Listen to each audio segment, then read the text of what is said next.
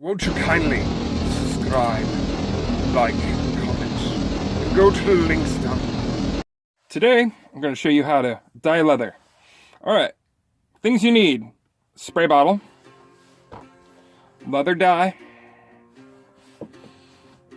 a plier, some kind of fluffy thing with a little metal stick thing, and latex gloves. Let's get to it. Alright, for starters, wetten the leather in the spray bottle. Doesn't require too much.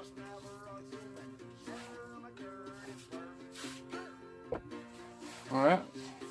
Of course, you have your whatever disposable gloves of choice.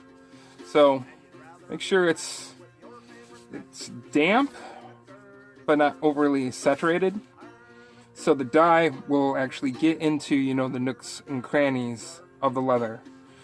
Alright, now for some pro tips. Let your leather soak in the moisture after you spray it. Give it about a minute. Alright, and also, it's so easy to have too much dye, so squeeze out the little poof ball thing out, so you won't have too much.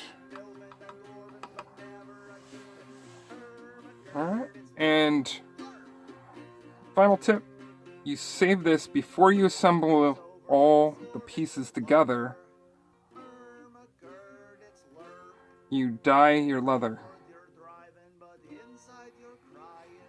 And if you go with a darker leather and you used a pen to mark your pieces, to cut it out,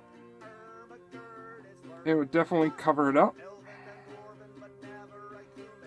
Long as like blue or black pen. Also, another pro tip: when you have an excess amount of dye on your piece, you can always take a disposable cloth or any kind of cloth and wipe it off. Alright, here's an example of not having too much moisture on the leather. Here's the nice Goldilocks zone. Not too much dye.